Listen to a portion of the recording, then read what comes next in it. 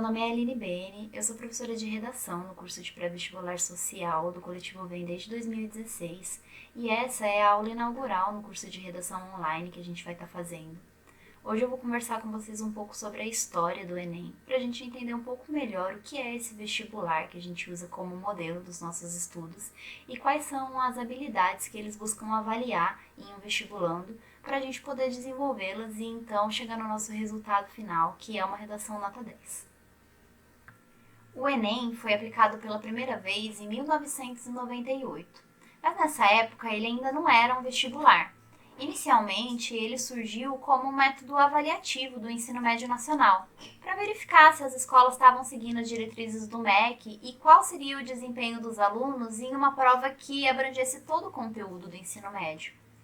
Aqui é importante a gente lembrar que nas décadas de 80 e 90, a quantidade de pessoas que passou a ter acesso ao ensino, majoritariamente público no nosso país, e principalmente o ensino médio, cresceu muito. E esses novos mecanismos foram necessários para que a gente pudesse mensurar o nosso progresso e dar os novos passos. Já em meados dos anos 2000, o nosso governo federal decidiu iniciar um projeto que tinha suas raízes lá naquele Programa de Aceleração do Crescimento, o PAC. Esse projeto era o REUNE, e ele tinha como principal objetivo a democratização do ensino superior no nosso país. Para alcançar esse objetivo, era necessário que se implementassem algumas ações, e entre elas a gente pode citar a interiorização das universidades, ou seja, a construção de polos universitários fora das capitais, para que as pessoas que não vivem no centro também pudessem ter acesso às universidades. E também o aumento do número de vagas oferecido pelo governo federal no ensino superior do país. Nessa época, surgiram várias universidades que a gente conhece hoje, como o Polo Universitário de Macaé, que conta com a UF, o FRJ e a FEMAIS, e também o CURO, a UF aqui de Rio das Ostras. Nesse contexto, o Ministério da Educação, que na época era chefiado pelo Fernando Haddad, deu início então a uma reforma do Enem, para que ele se transformasse no que a gente conhece hoje.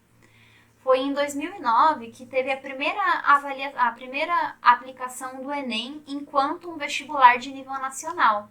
E isso trouxe uma grande modernização para o ensino superior do nosso país.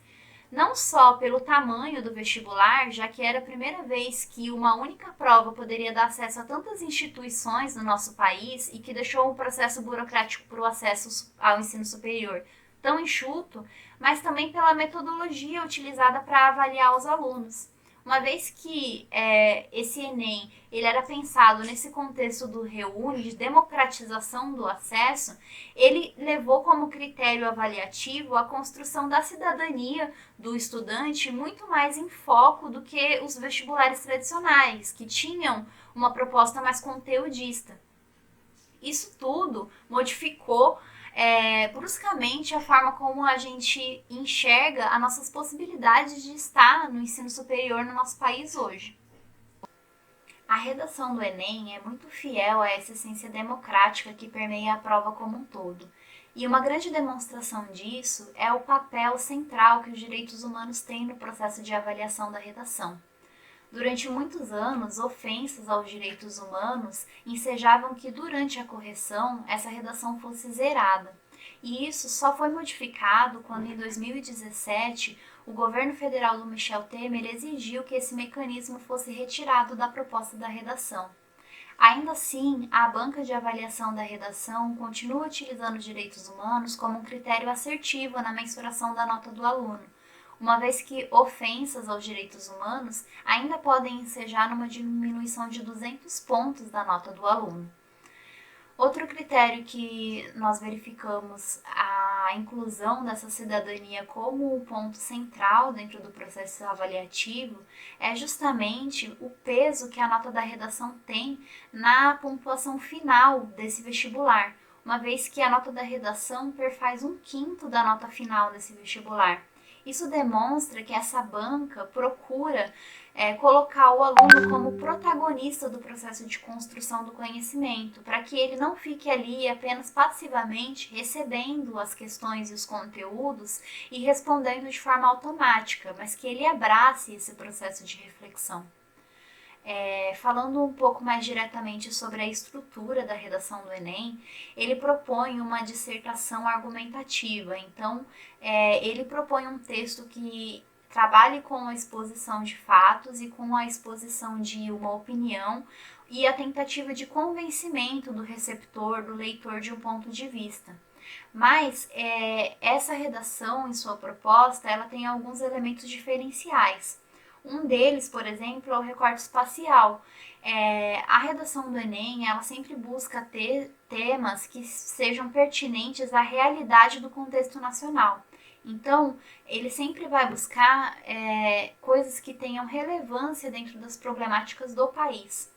Outro ponto no qual ele costuma ser bastante diferente dos outros vestibulares é justamente essa metodologia ativa, no qual ele parte de problemáticas. Então, os temas que são oferecidos pelo Enem para a realização das redações são problemáticas que existem no país, são problemas que precisam ser resolvidos, que precisam ser pensados e que muitas vezes já estão em discussão no cenário nacional. O terceiro elemento que é bastante diferencial nessa redação é a proposta de intervenção. Essa redação ela exige que o aluno ele não só exponha os fatos sobre aquele tema e argumente, construa um posicionamento, mas também que ele reflita sobre como solucionar essa problemática e que ele busque ter um pensamento coletivo de construção cidadã e institucional, para que ele faça propostas diretas e objetivas de como sanar essa problemática. Eu aguardo vocês na nossa próxima aula, onde a gente vai estar falando um pouco mais objetivamente sobre os critérios que serão utilizados para avaliar a redação de vocês e sobre a estrutura, como a gente vai estar realizando então a construção desse texto. Obrigada, gente. Até a próxima.